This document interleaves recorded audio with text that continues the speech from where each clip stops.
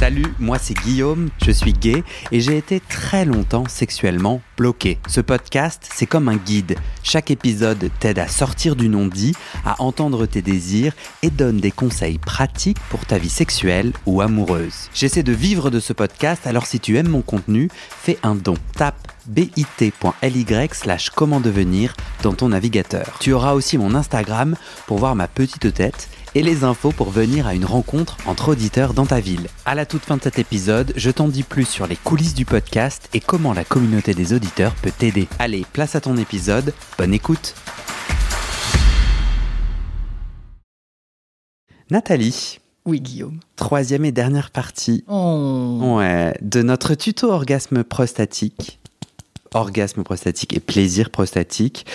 S'il y a des gens qui tombent sur cet épisode par hasard, il y en a 2 avant qui sont super, et puis qui sont tellement super qu'ils exposent ce que c'est l'orgasme prostatique, ce que ça n'est pas, ce qu'on est censé ou pas ressentir. Ça expose aussi ta technique en 5 points, plus en 5 étapes, plus 2 étapes si je suis avec un ou une partenaire.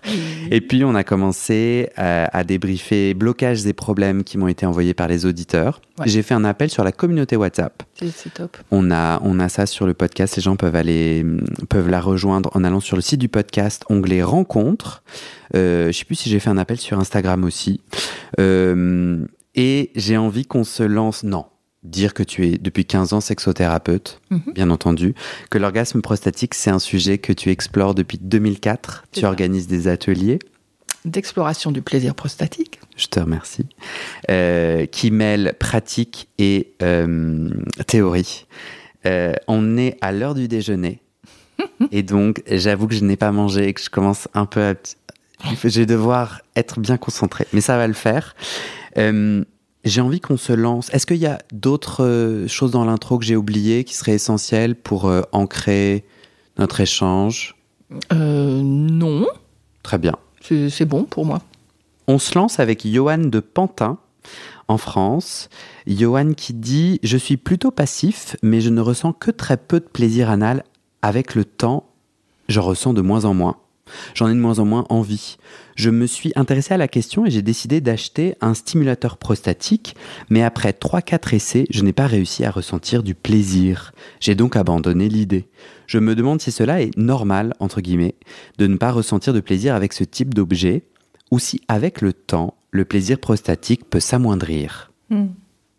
C'est intéressant, ça. Il y avait plusieurs choses. Alors, est-ce que avec le temps, le plaisir prostatique peut s'amoindrir ?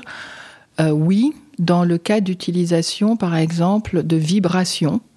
Si la stimulation n'est faite qu'avec des vibrations, il va y avoir une forme d'anesthésie des sensations. Et au bout d'un moment, là où il y avait sensation, plaisir, orgasme, ça va faire une sorte...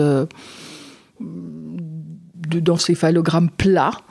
Et la bonne nouvelle, c'est qu'avec la plasticité du cerveau et le recablage, eh bien, il suffit d'un peu de jachère, en quelque sorte, de la vibration pour retrouver le plaisir, les sensations sans la stimulation vibrante.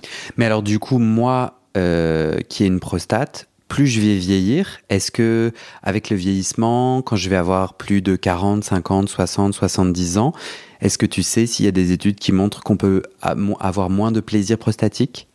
Il n'y a aucune étude là-dessus. En revanche, avec le temps... Est-ce que c'est un peu tabou ? Non, parce que en fait, le plaisir n'a aucun intérêt pour l'industrie pharmaceutique. Ouais. Donc, il n'y a pas d'études là-dessus. Les études ont été faites. D'ailleurs, le premier stimulateur prostatique, il a été fait pour réduire les inflammations chroniques de la prostate, les prostatiques bénignes, les adénomes. Ça a été fait dans ce sens-là, pour avoir une issue, une thérapie médicalisée avec un problème autour de la prostate. Et en utilisant l'Aneros, qui ne s'appelait pas Aneros, d'ailleurs, Prostate Massager, qui est le vrai nom médical de ce dispositif médical, eh bien, il y a eu des effets de bord plutôt sympas, même très, très, très, très, très sympas. Et pas d'effets secondaires, mais des effets de plaisir. Et les patients ont raconté ça dans les études. Mais oui, et c'est de là qu'est né l'Aneros pour le marché du sextoy. Ouais. Donc, quand tu vieillis, ta prostate peut grossir et causer de l'inconfort. Donc, comme ça cause de l'inconfort, du coup, tu vas avoir moins de plaisir.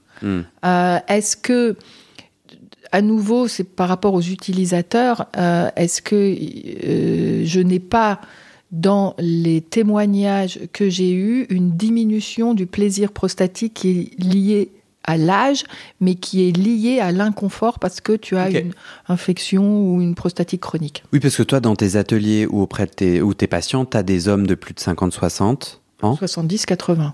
Ah ouais? Oui. Oui, et du coup, l'affaire fonctionne. Oui. Ok, on ne peut pas généraliser, mais en tout cas, toi, tu n'as pas noté de diminution. Du coup... Il n'y a pas d'études. Enfin, je veux dire, il n'y a pas d'études autour du plaisir qui diminuerait avec l'âge. Donc, voilà. Bon. Alors, à Johan de Pantin, dis-moi ce que tu en penses. J'aurais, dans ces choix de mots, et c'est vraiment de l'intuition et de la projection de Guillaume, moi, j'aurais envie de l'inviter à consulter un ou une thérapeute, un ou une sexothérapeute, parce qu'il parle du passé, il parle d'un avant, il parle d'un après, il parle d'abandonner une idée. Je sais pas, j'ai senti qu'il pouvait, mais je peux me tromper, mais qu'il pourrait y avoir une enquête faite, une aide faite autour de qu'est-ce qui se passe pour moi aujourd'hui dans mon rapport à mon intime, à ma sexualité, qui fait que quelque chose est en train de changer. Qu'est-ce que t'en penses ? Ça m'invite à ça. Il y a aussi ce pas réussir à avoir du plaisir. Qu'est-ce qu'il a réussi à faire ? Avec quoi est-ce qu'il est en contact là maintenant ? Donc cet état des lieux dont tu parles, peut-être une invitation à vérifier ce qui est présent pour lui plutôt que ce qu'il n'a pas. Voilà, juste comme ça. Et puis, c'est vraiment une construction, ce plaisir prostatique, une construction autour de micro-sensations. Et c'est un apprentissage. Il parle même plus largement du plaisir anal. Et je le cite, il dit « j'en ressens moins l'envie ». Eh ben, si t'en as pas l'envie, pourquoi on est en train de parler, tu vois ? Et je pense qu'il a envoyé ce message parce qu'il y a un enjeu pour lui. Exactement. Mais s'il en a moins envie, pourquoi ? Et je dirais autour de ça, où est-ce qu'il a moins envie ? De quoi est-ce qu'il a moins envie ? Là, pour l'instant, c'est autour du plaisir prostatique. Mais ça veut dire quoi ? J'étendrai sa question au domaine dans sa vie où il a moins envie. Je continue à surinterpréter sans aucune connaissance, compétence. Peut-être qu'on parlerait d'amour avec lui. Est-ce que, pour moi, la question qu'on peut se poser, c'est est-ce que le plaisir anal, c'est avec n'importe qui ? C'est avec tout type de partenaire ? Est-ce que j'ai besoin, avec le temps qui passe, d'un lien particulier ? Ou au contraire, d'une absence de lien ? Parce qu'il y a certaines personnes, le plaisir intime a envie de ne pas connaître l'autre. Pour d'autres, au contraire, on a envie de développer un sentiment amoureux. Voilà. Tu souris ? Parce que je suis complètement d'accord. Ok. On voyage dans le sud de la France avec Nat de Toulouse. En fait, je me suis fait un petit plaisir, Nathalie, je vais dire la vérité. Tu es partie dans le sud ? Non. J'ai eu à cœur de mettre le prénom qu'on me donnait et la ville parce que j'étais trop en joie de voir que c'était partout. Ah oui. Tu vois, les gens nous ont contactés de partout et je me dis que c'est trop cool que les voix, les conseils et les témoignages du podcast voyagent aussi loin. C'est trop chouette. Nat de Toulouse dit « Bonjour, au début de ma sexualité anale, j'étais avec un mec 100% actif qui, lui, plus jeune, puisait son inspiration dans les films porno, une certaine brutalité, aucune préparation, et moi, en pleine construction et ayant une faible image de ma personne et une incapacité à poser mes limites, je me suis laissé faire malgré l'inconfort. Malgré tout, j'avais des orgasmes prostatiques géniaux. Cette relation m'a créé un blocage, du stress, qui maintenant fait que depuis plus de 10 ans, je n'arrive plus à avoir d'orgasme prostatique. J'aimerais avoir des conseils pour retrouver ce plaisir dans des bonnes conditions et du respect mutuel. 3 petits points. Merci et bonne journée. Emoji qui fait un bisou. Qu'est-ce qu'on dit à Nat de Toulouse ? Bien, que le plaisir prostatique est maintenant associé à une relation dans laquelle il y avait une partie de lui qui n'était pas consentante et qui est associée à de la douleur. Alors son corps a pris le dessus, il y a trouvé une satisfaction, mais une autre partie de lui a été un peu laissée en jachère, ou en tout cas n'était pas là, ou pas présent, ou pas actif, pas acteur de la relation. Et donc retrouver, aller réparer, je dirais, presque son jeune intérieur, son ado intérieur, celui qui est rentré dans la vie sexuelle avec un compagnon qui n'était pas forcément respectueux, dans lequel il ne s'est pas forcément senti respecté, serait le chemin de guérison et très probablement un retour vers le plaisir en général et le plaisir prostatique. Mais pour l'instant, il est associé à quelque chose qui lui a amené de la douleur, du non-respect, du non-consentement, préparation, enfin quelque chose qui est lié au passé et qui revient dans son présent. J'entends tellement souvent des témoignages autour de... je me suis d'abord vécu dans l'insulte en tant qu'homme gay ou queer, donc je suis d'abord l'enculé. Et donc mon premier rapport sexuel, il était un peu volé, ou il était dans la brutalité, d'une sexualité qui n'a pas eu d'autre possible que d'éclore dans une forme de brutalité ou d'auto-dégoût. J'entends souvent ce témoignage-là, parce qu'en plus, être un enculé, personne comme ça n'a envie... Et qu'après, 10 ans plus tard, ça continue à faire son petit chemin et qu'il y a un vrai chemin de réparation. Moi, je pense que, tu vois, je parle aussi de moi d'une certaine mesure, donc je trouve il est très beau le témoignage de Nat, et c'est un enjeu au-delà même du plaisir prostatique, du plaisir anal, de s'autoriser à être cet enculé qu'on a passé tant de temps à faire disparaître, tu vois. L'espèce de contradiction qui vient nous faire exploser dans un bain de plaisir et de désir, tu vois. Donc, tout se mélange. J'ai à la fois du plaisir, de la contradiction, de l'envie et du rejet. Tu vois. Oui, complètement. Et donc, j'ai des gens qui... Excuse-moi, mais j'ai des gens qui arrivent à pénétrer ou à être pénétrés que quand c'est très brutal, du coup. Oui, ça s'appelle un conditionnement. Et donc, c'est partir sur un déconditionnement pour y amener d'autres croyances qu'il est possible d'avoir du plaisir en dehors d'un corps qui est secoué et qui est transpercé en quelque sorte parce que là, il y a de la sensation. Ouais. Et donc la douceur, enfin la douceur, une éclosion, c'est un monde qui est un peu nouveau et qui même peut paraître très fade dans cette construction vers un paroxysme, une douleur. Donc c'est un déconditionnement. Ça parle de déconditionnement. Et puis, je voulais noter aussi que derrière le dégoût se cache la colère. Et très souvent faire sortir la colère contre l'agresseur, les personnes qui ont agressé, enfin, quand je dis l'agresseur, les personnes qui ont agressé, est aussi le chemin de guérison et de réparation. Et ça se fait en thérapie. Et d'acceptation de soi. Aussi. Merci, c'est beau. On passe en Belgique. Ah, voyage. Stéphane, je sais pas comment on prononce, de Mechelen. Oh, quel accent. En vrai, tu sais que je suis allé sur Google, j'ai mis comment prononcer machin. Je suis sûr que là, les Belges flamands rient de moi. On dit Maline en français, si Google dit vrai. Stéphane dit « J'ai eu 2 fois une infection de la prostate après avoir utilisé un masseur de prostate en verre. Quand mon copain me pénètre, je n'ai jamais eu ça. Comment expliquer cela ?» Moi, ça m'amène à penser que le masseur en verre, il a peut-être nettoyé et essuyé avec un torchon pas propre, qui aurait plein de bactéries, et donc il les aurait directement transmises en lui. Ah oui. Ouais. Et peut-être que c'était pas du verre, c'était une autre, genre acrylique, un truc qui est peut-être un peu plus poreux ou qui garde la poussière. Voilà. Super. Donc je lave mes sextoys. Mais surtout, je les essuie avec quelque chose qui est propre. Ouais.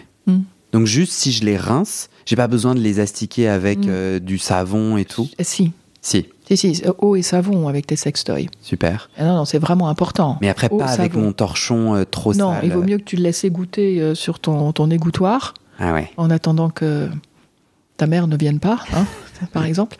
Ou pas, d'ailleurs. Ou pas. Tu sais, elle a un fils qui fait un podcast sur le sexe entre hommes. Elle en a vu d'autres.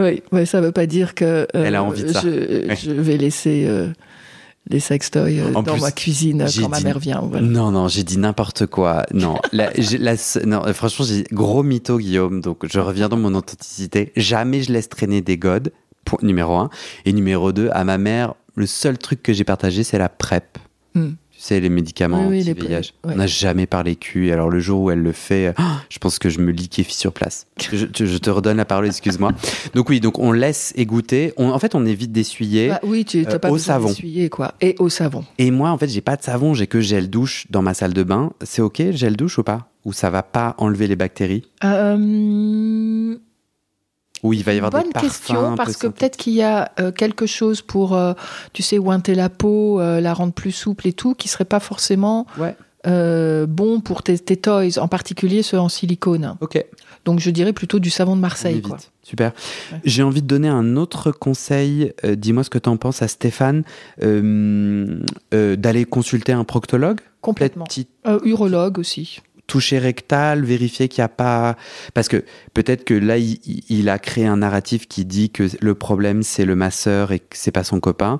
Mais peut-être que juste, il y a eu un symptôme plus fort, mais qui annonce, je sais pas, genre un truc pas forcément grave, mais allez vérifier. Tout à fait, parce que de toute façon, le plug, ça n'a pas la même forme que le pénis.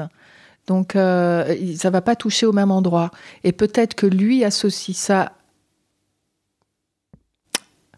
Enfin, c'est associé à la prostate, mais voilà, le conseil d'aller voir un urologue ou proctologue, c'est vraiment judicieux. Ouais, s'il a des doutes. Ok. Dernier blocage ou problème, Cédric de Saumur en France. J'ai une appréhension à me doiter. Comment faire? Cédric dit « Je n'atteins le plaisir que lorsque je me fais pénétrer dans de l'eau. Je n'arrive pas à éprouver du plaisir autrement et je n'ai jamais réussi à me doiter car j'appréhende beaucoup. Cependant, quand quelqu'un me bouffe le cul, je me sens excité. Comment puis-je apprendre à prendre du plaisir tout seul, surtout que j'ai envie de prendre du plaisir ?» Je dirais que ça parle de son rapport à son corps, puisque quand il y a une autre personne qui s'approche de son cul, de son anus, c'est bon, c'est OK. Et que le doigt, par exemple, il dit « il l'appréhende », ça parle d'une histoire. C'est qu'est-ce qu'il a mis sur son doigt? Est-ce que le doigt, il y a des interdits? Est-ce que le doigt est sale? Le doigt fait mal? Son propre doigt? Enfin, quel est son rapport à son histoire et son rapport à son doigt? Quelle histoire est-ce qu'il raconte? Voilà. Et l'eau, c'est aussi un moyen de nettoyer. Donc, il y a quelque chose qui est auto-nettoyant. Et que c'est pas facile aussi avec un doigt de se rencontrer. Voilà, c'est pas facile avec un doigt, donc pourquoi pas utiliser un petit stimulateur ou autre que son doigt. Mais il appréhende. Voilà, j'irai regarder ça veut dire quoi. C'est quoi le pire qui pourrait arriver, quoi. J'ai envie de rajouter de façon très prosaïque. Est-ce que j'ai les ongles coupés? Parce que, tu vois, ça peut être un peu bête, mais si j'ai les ongles longs, en fait, ça peut faire mal aussi. Et est-ce qu'il y a assez de lubrifiant? Tout à fait. Ou parfois, en fait, les gens crachent sur leurs doigts, mais la salive est un lubrifiant d'assez mauvaise qualité. C'est assez mauvaise qualité, mais c'est suffisant pour faire une petite pénétration. Mais pour aller visiter la prostate, c'est guère suffisant, non? On n'a jamais dit depuis le début que la prostate, c'est à quelques centimètres seulement de l'anus, qu'on n'a pas besoin d'y insérer un... C'est à peu près les 2 phalanges. Ouais. La taille d'un doigt, d'un index. C'est pas très loin. C'est pas très loin, mais que si avec un doigt, tu la sens pas, c'est très souvent que ton doigt est trop loin. Donc c'est revenir un tout petit peu plus bas. À 90%, enfin, c'est que ton doigt est trop loin quand tu masses. Et donc c'est vraiment le remettre un peu plus bas. On revient. Revenir, ouais. Génial. On passe à ce qui marche pour les auditeurs. Donc j'ai aussi demandé aux auditeurs, si pour vous, vous avez réussi à quelque chose, racontez. J'ai Nicolas de Paris. Le titre, c'est « La technique imparable » d'un auditeur médecin. Je mentionne qu'il est médecin parce que je trouvais que c'était intéressant, donc c'est quelqu'un qui s'y connaît en santé. Donc je trouvais ça pas inintéressant d'ajouter ce détail-là. Sur le sol, il met une serviette pour avoir les pieds au chaud et pas tachés. Parce que je crois savoir qu'il a du carrelage chez lui. Il pose un plug sur une boîte de conserve pour que ça soit à la bonne hauteur et qu'il puisse faire des va-et-vient façon squat. Oh la vache! Moi, tu vas voir parce que je lui ai dit ça exactement. Donc les squats, pour les gens qui connaissent pas, c'est t'es debout et tu te baisses ton bassin de haut en bas en faisant travailler tes genoux. Avant de se lancer, il s'ouvre l'anus doucement quelques minutes avec un autre gode ou les doigts. Et ensuite, avec les va-et-vient à son rythme, du lubrifiant à base d'eau et du poppers. Donc, faut comprendre qu'en fait, sur sa boîte de conserve, le plug est plus épais, un peu plus large. Il m'a envoyé une photo. Tu peux en parler. C'est ça, versus du coup le petit gode d'ouverture, mais on est tout à fait dans l'équivalent de ton bijou d'anus. Il faut aller écouter l'épisode 1 ou 2 qu'on vient de faire. Ok. Il ajoute, je le cite, « J'ai besoin d'avoir les couilles pleines, pas joué depuis quelques jours, et la vessie un peu pleine aussi sans qu'elle soit trop tendue. Le cul vide, donc il est allé à la selle, et en voiture Simone pour de multiples orgasmes prostatiques. » Je lui ai dit que sa technique me semblait super sportive. Moi, au bout de 4 squats, j'ai des crampes. Et il me répond, soit j'ai des bonnes cuisses, soit c'est pas si intense comme squat. Faut juste avoir les pieds bien posés au sol. J'ai le bassin bien antéversé. Ouais. Antéverse. C'est là où j'ai senti que le gars faisait 1000 yoga et moi pas. Mais il faut trouver sa position. C'est vrai que j'ai mis un peu de temps. C'est quoi antéverse ? Antéverse. Ça veut dire qu'il a sorti ses fesses, en quelque sorte, pour aller rencontrer le plug. Donc il projette son buste en avant et il a ses fesses en arrière. Okay. Et donc ça parle de position. Il a trouvé sa position, c'est top. Et il a cherché pour trouver sa position. C'est pas venu d'un coup. Et il a un truc qui marche pour lui. Peut-être que c'est aussi un très très bon skieur. Ça lui fait son programme, son training avant d'y aller. Et c'est top. Mais tant mieux. Tant mieux. Position qui généralement va ramener, tu l'as dit, des crampes, et donc est antinomique avec plaisir. Mais lui, pour certains. Mais lui, il a trouvé son truc, donc trouvez votre position. Et c'est pas parce qu'on vous a donné quelques positions ou je vous ai donné quelques positions que c'est la bonne. On est d'accord. Il travaille le cérébral avec un film porno. Tout à fait. Et il y a du poppers. Ouais. Moi, je lui ai demandé, est-ce que tu as déjà essayé sans ? Il m'a dit non. Et je lui ai dit pourquoi. Moi, je trouve que rajouter de la chimie, qui est quand même... le popper, c'est pas terrible pour la santé. C'est pas la fin du monde non plus. Mais j'étais là, pourquoi rajouter... Enfin, peux-tu me dire ? Il m'a dit, j'ai jamais essayé sans, etc. Il est dans un rituel. Oui, c'est ça, c'est un rituel. C'est-à-dire qu'il y a un début et il y a une fin. Et la fin, ça va être avec le poppers. Donc il a ritualisé ce moment, il s'est mis en condition et l'esprit revient à ce qui est bon et d'ailleurs n'a pas envie de changer ce rituel puisque ça marche. Ouais. La vessie pleine, il a plus de sensations. La position, ça c'est clair, il a présenté, il présente, c'est vraiment la position du bassin, donc trouvez la position du bassin qui vous va bien. En fait, c'est ça, c'est l'investissement. Et c'est marrant parce que je reviens à Victor de Paris qui disait, j'ai essayé 4, 5, 6 fois.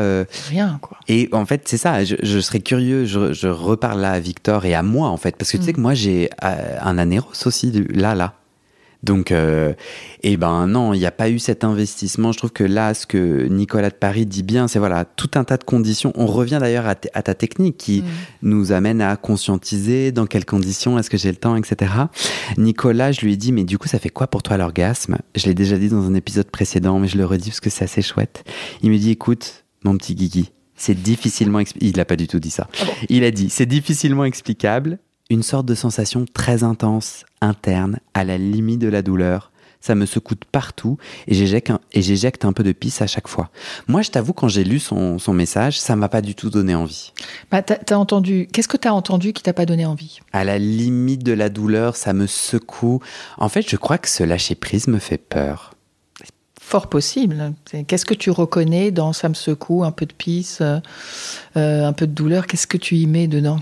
C'est associé à quoi ? Ah ouais, c'est ouf. Mais franchement, je viens de découvrir ce que j'ai dit là et c'est très vrai. Je pense que dans mon chemin de plaisir prostatique, je crois qu'il y a de la peur.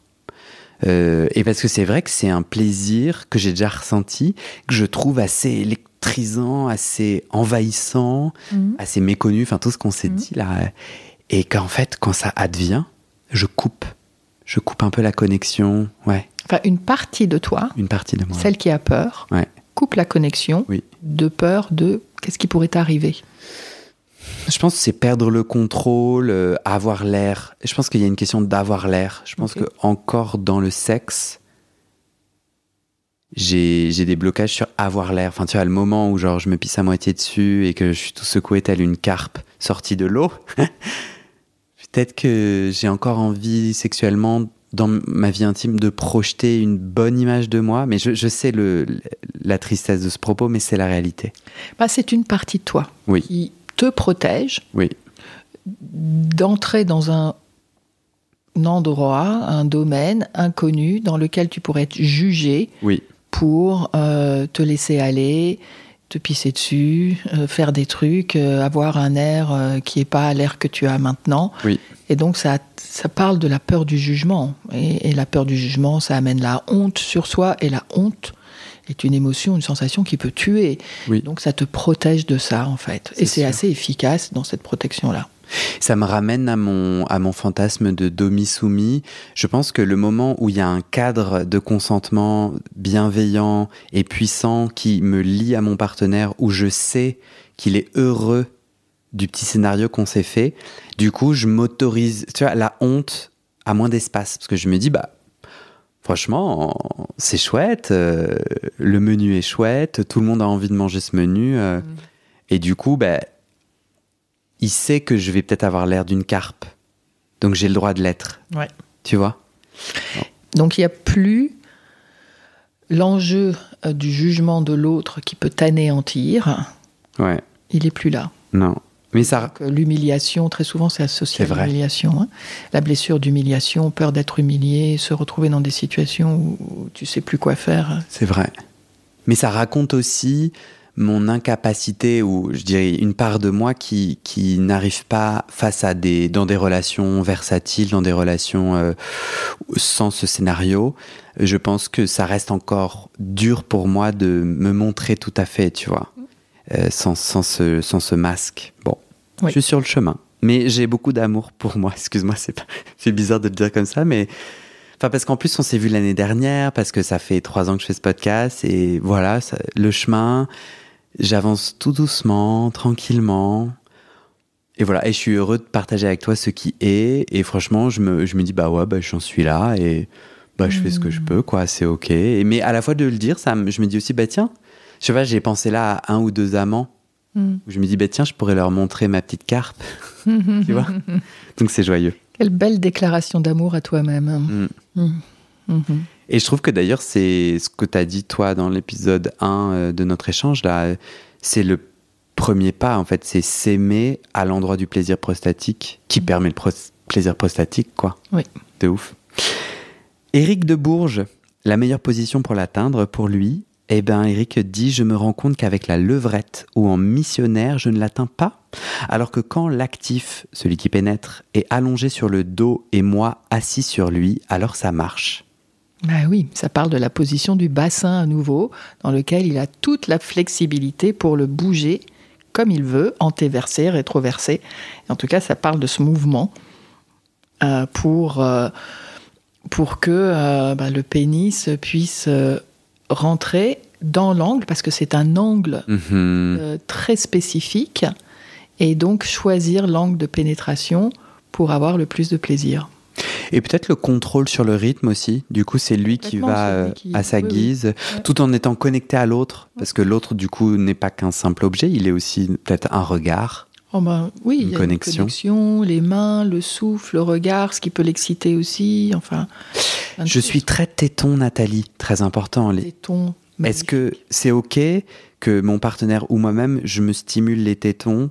Mais c'est magique, ça peut être magique, les tétons.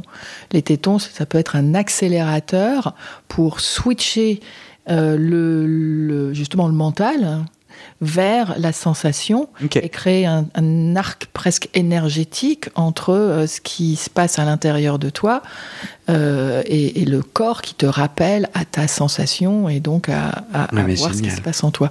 Donc oui, les tétons, les caresses aussi entre les cuisses. Des caresses avec, tu vois, un peu juste un petit peu les ongles, la pulpe des doigts à l'intérieur des cuisses, ça peut aussi faire super démarrer, amplifier, détacher du mental aussi. Contrairement, on a dit avant là, on a dit pas de on préconise plutôt pas de se masturber. Donc c'est pour ça que je te demandais pour les tétons. Donc les tétons plutôt oui, en tout cas selon chacun, mais pénis plutôt non. Plutôt non, parce que c'est la source du plaisir qui est connue depuis très longtemps, donc c'est ton autoroute. Et une fois que tu es sur l'autoroute, pourquoi est-ce qu'on irait vers les routes de campagne, vu que la destination, elle est connue, c'est rapide, c'est en mode automatique, et l'esprit, il va vers ce qui est le plus facile. Les circuits de récompense, ils sont basiques, quoi. Ils vont vers ce qui marche. On termine avec Raphaël de Paris, puis après je t'inviterai si tu as une dernière bafouille à bafouiller. Raphaël qui dit « Ça marche !» J'ai testé avec un stimulateur vibrant et mon Dieu que c'est bon.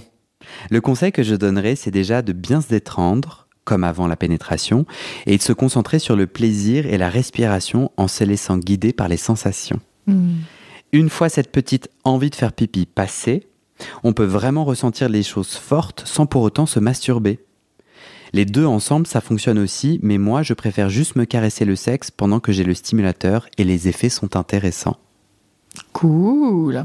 Il a respiration, tranquillité, temps pour lui, petit voyage, et il a les ingrédients pour y aller, quoi. Et j'aime bien quand il dit, une fois cette petite envie de faire pipi passée, c'est qu'il me ramène à l'inconnu qui fait que moi quand je me masturbe j'ai pas une petite envie de faire pipi, et c'est vrai que dans mon plaisir prostatique j'ai déjà eu des sensations comme une petite envie de faire pipi qui m'ont intimidé et qui m'ont déconnecté.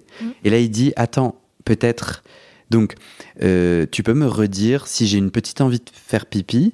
C'est que tu es au bon endroit, puisque la prostate étant située sous la vessie, une fois que tu appuies dessus, une fois que tu la stimules, elle va appuyer sur la vessie. Donc, quand on appuie sur la vessie, ça donne une envie de faire pipi.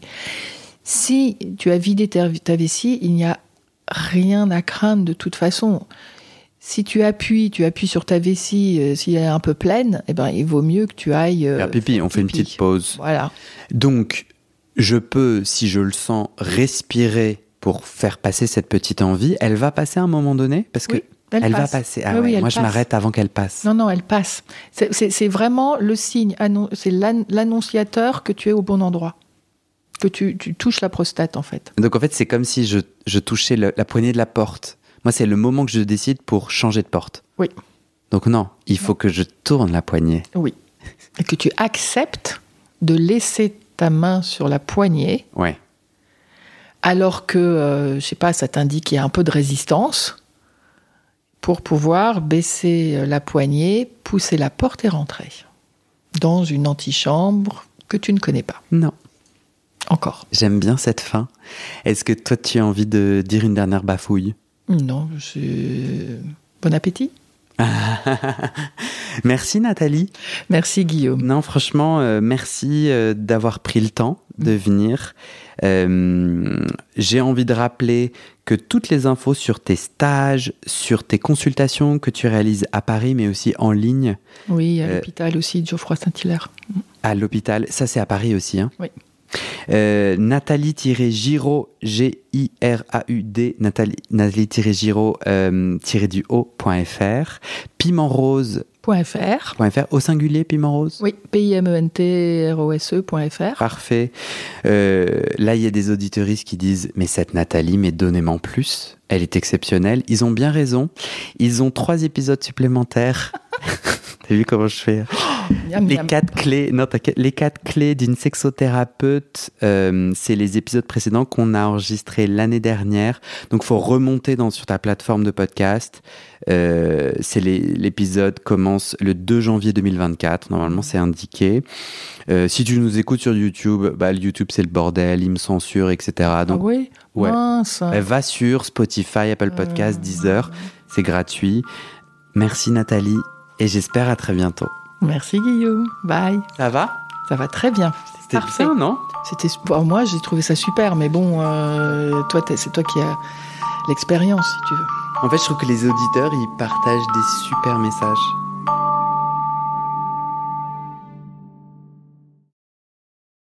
Je dois te parler d'un projet un peu fou. Je veux partir sur les routes de France et du monde entier pour des rencontres, des enregistrements live, j'arrive même pas à le dire, des enregistrements live près de chez toi dès cet été jusqu'à la fin 2025. Oui, une sorte de tournée internationale. Tu le sais peut-être, je vis à Paris, mais moi quand je regarde mes stats d'écoute, vous êtes 80% à vivre hors de Paris, partout en France, en Suisse, au Québec, en Belgique, en Afrique francophone et partout dans le monde. Moi j'ai envie qu'on se rencontre, alors je peux pas vous demander de tous venir à Paris, soit, donc je viens à vous. Mais voilà, tu le sais, je suis solo dans cette aventure, le podcast n'est pas encore à l'équilibre financier, donc je viendrai là où je trouve quelques auditeuristes qui peuvent m'aider à organiser et ou à m'héberger. Si tu es partant, tu vas sur le site du podcast, j'ai mis un petit formulaire que tu me remplis. Petit PS, est-ce qu'il y a des Québécois là qui m'écoutent ? Rapprochez-vous. Alors faut pas le dire aux autres auditeuristes.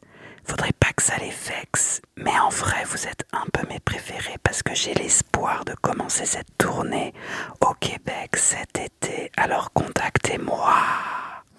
Et maintenant je te donne les dernières infos sur les coulisses du podcast et comment la communauté des auditeurs peut t'aider. Mais d'abord on doit parler sous. Ce podcast c'est mon boulot à temps plus que plein et j'ai pris 2 décisions. Première décision, je ne veux pas rendre le podcast payant. Je veux qu'il reste accessible. Deuxième décision, je ne veux pas non plus de sponsors commerciaux.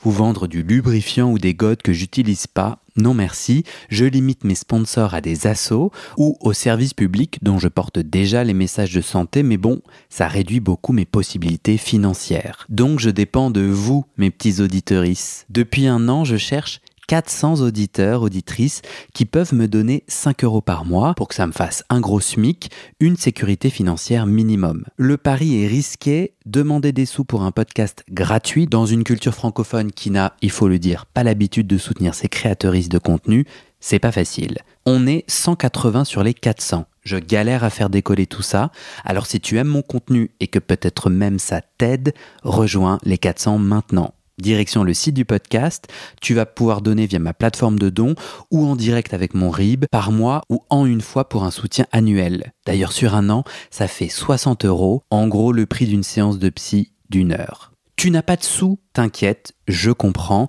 alors clique tout de suite sur s'abonner dans ta plateforme d'écoute, active les notifications pour recevoir le titre de l'épisode dès sa publication et mets 5 étoiles et un commentaire sur la page du podcast sur Spotify et Apple Podcast. Ces petites actions, ça pousse l'algorithme à proposer le podcast à plus de gens et ça m'aide à trouver des témoignages et des donateuristes. Sur le site du podcast, tu trouveras notre annuaire collaboratif des soignants-soignantes gays ou queer-friendly. On se partage entre nous nos contacts des soignants avec lesquels on se sent safe, médecins généralistes, proctologues, psy, sexothérapeutes, etc. partout dans le monde. Tu trouveras aussi mes réseaux sociaux et ma communauté WhatsApp. Je te montre ma petite tête, je te raconte les coulisses du podcast. Souvent, je pose des questions pour des futurs épisodes. Je demande de l'aide ou toi. Tu peux aussi m'envoyer des messages, par exemple des messages d'amour pour me motiver, ça me fait très plaisir. Tu trouveras aussi sur ce site la communauté Discord du podcast, c'est là où les auditeurs peuvent parler entre eux, peuvent parler des épisodes, de culture et aussi de sexe et de leurs sujets intimes. Pour découvrir tout ça, tu tapes dans ton navigateur bit, c'est bit.ly/comment devenir. Merci à toi et à très bientôt dans tes oreilles.